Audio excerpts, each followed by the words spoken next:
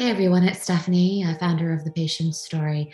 I haven't been on social media as much or shared my own story recently, but as private as I am, something has been going on for a little bit now that reminds me that survivorship is full of a lot of challenges and that many of you out there are probably feeling something similar. So, in the spirit of connection and to reiterate that none of us is alone, here's what I've been going through. So, my own story, I think most of you know, it's been over 4 years since I underwent chemotherapy for stage 3 non-Hodgkin lymphoma at UC San Francisco, or UCSF. But over the last couple of months, symptoms started to surface that got me pretty nervous. So I decided to finally schedule something with my oncologist. And I also tried to chronicle my visit back to get some answers. I am logging back on today, so to speak, because back at UCSF where I got my treatment, seeing my oncologist, last minute appointment, getting an x-ray done just because I'm starting to feel some things, and better to just feel at ease, right? So lots of emotions on the way over, roller coaster, tears, then I'd be listening to music and feel okay. So first is x-ray, walk in, easy, wish me luck. So I think I wanted to share because I've been in remission for 4 years and really grateful.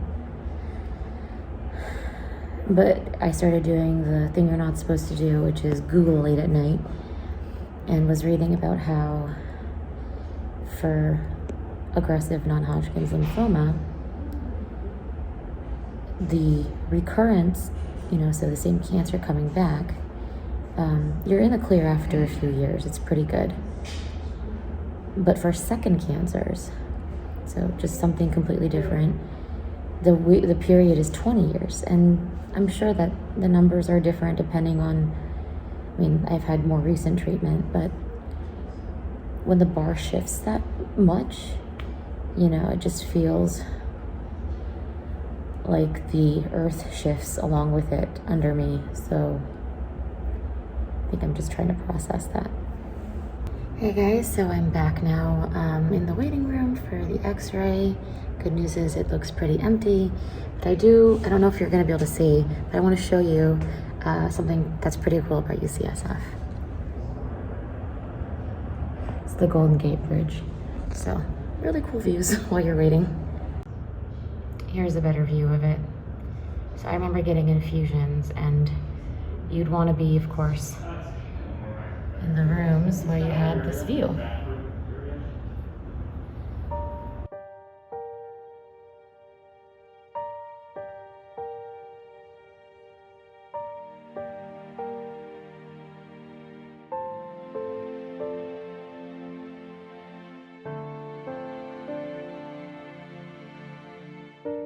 So the x-ray was super fast, super easy. Now on the 4th floor for the good old times on the hematology floor.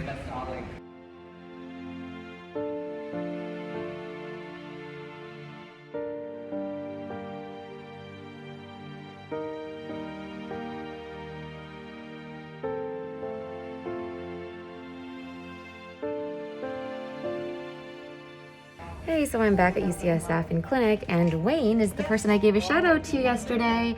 Wayne, thank you for always being so warm. Anytime. You guys are the reason why we're here. Awesome. Thank you.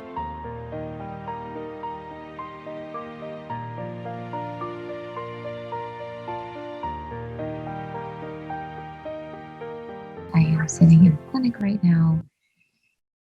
Had my x-rays done, just got blood work, and waiting for my oncologist, who, Dr. I, she's amazing, and she ended up overbooking me because I had these concerns. And I think I just wanted to share the roller coaster that is survivorship, and I'm grateful to be where I am and not to be here like I was a few years ago, coming for hundreds of hours of chemo for months. I feel so grateful, but I think what these recent symptoms have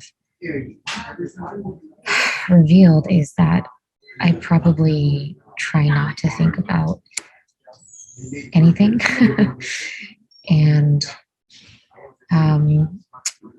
I'm so blessed to do the work that I do and get to meet so many incredible people, but that also means that cancer is top of mind constantly.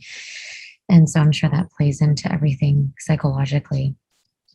But even without that, I think it's obviously tough because you just want to forget everything, you know? I just want to pretend like this is not part of my life, which it's usually not, but it's still there sometimes. Like there's not a day that goes by where I don't feel around here to see if there's a lump, you know? And it was a roller coaster driving up here, you know, and being in this room.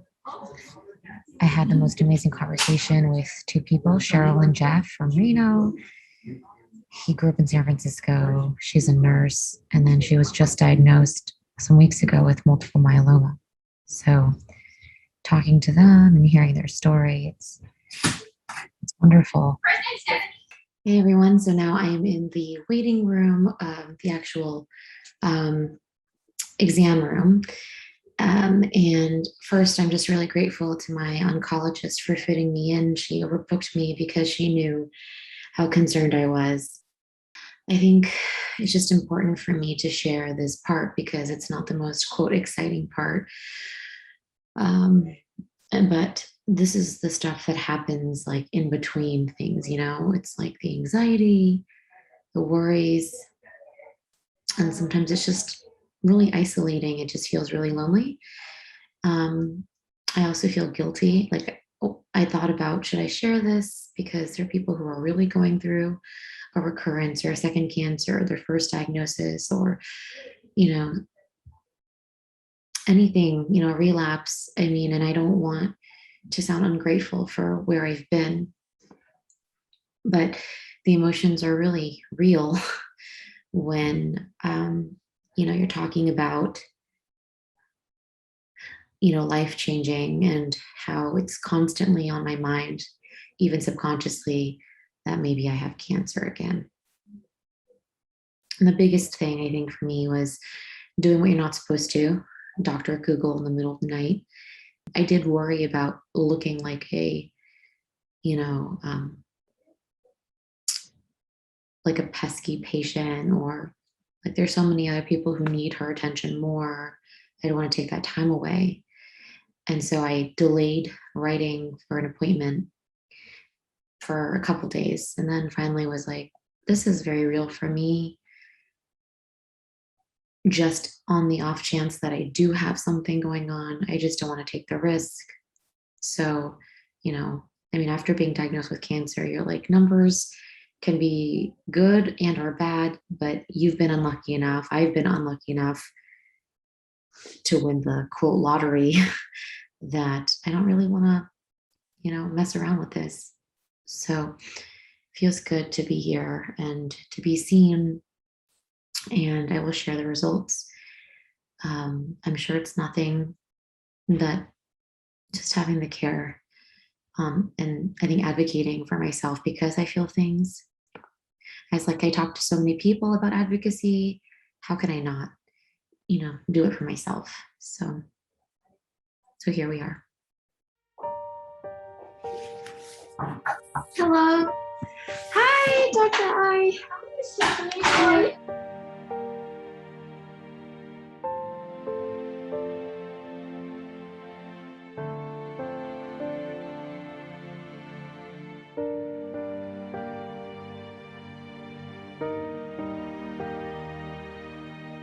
But seeing Dr. I, you know, things were okay, except she's like, your voice is kind of hoarse. And I was like, yeah, I've had this persistent light cough, tested negative for COVID. Just feels different, and lots of fatigue and some back pain. And then she started feeling around, and then when she got here, she was just like, it's not symmetrical to this side, and it's probably nothing. it's always probably nothing.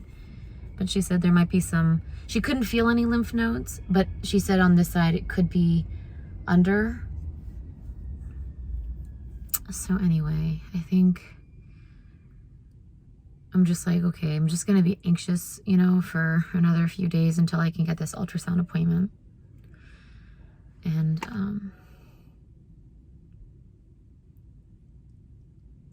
I think I just, like, in these moments, it's less about whether I actually have cancer and more like, oh yeah, it reminds me that I'm kind of scarred, you know. I always tell people I feel really grateful for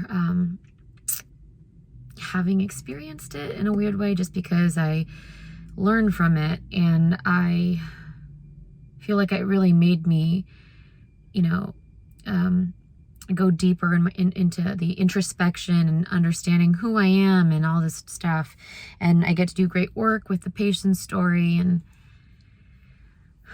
But it's moments like these where I'm like, yeah, I was kind of robbed a little bit of some part of, you know, I'm not as young as I was before, but I am, you know, some of my youth, like the not having to deal with sickness, not having to think about health.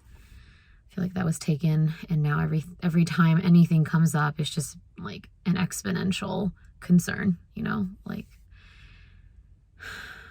so, and it's like just right there, no matter how long it's been, the fear and the anxiety is like just right there, like always accessible. It's just always like on the tip of my tongue kind of a feeling. And so I think I'm just sort of, in a way, it was like I was crying on the way up.